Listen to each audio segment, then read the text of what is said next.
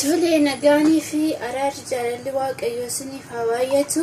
Jaallatamoo fi kabajamoo hordoftoota YouTube channel Abarraash hunduma keessaniif nagaan waaqayyoo isiniif haa ta'u. Akkam jirtu fayyaa keessanii?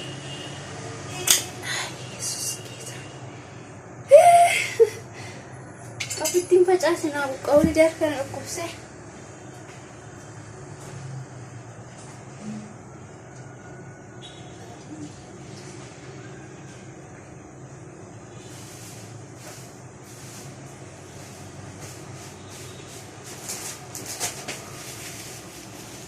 Fayyaa keessanii isiniin jedha obboloota kiyyaa warroonni YouTube channel kootiif araataataan subscribe gochuudhaan like gochuudhaan maatii kiyyatti dabalamaa isiniin jechuu jaalladha.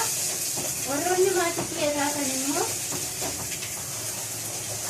like gochuudhaan na jajjabeessaa, commentinaa barreessuudhaan na jajjabeessaa, yaada qabdan naaf hiruudhaan na jajjabeessaa isiniin jedha obboloota kiyyaa. Wanti ani isin qabatee dhufe nyaata hojjechaa jira. Nyaati kun immoo akkuma nyaata Itoophiyaa ta'ee waxii fooniitiin fi waxii dinnichaati jechuudha. Haa ta'u malee akka biyya keenyaatti ta'us baatu egaa maal gochuu danda'ama, piroosesiinsaa waan hin turreef jechuudha. Piroosesiinsaa waan namaa hin guunneef jechuudha obboloota kiyyaa.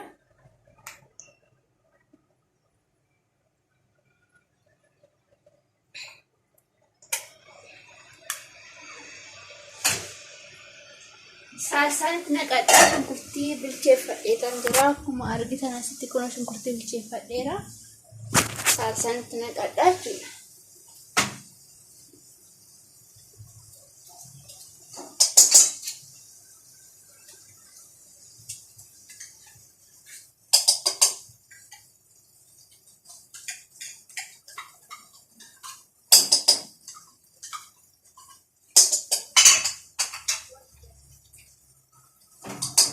Foon induraa saasanitti naqamaayi warroonni naan jechuu otoo shunkurtii wajjin foon hin naqlaalla'in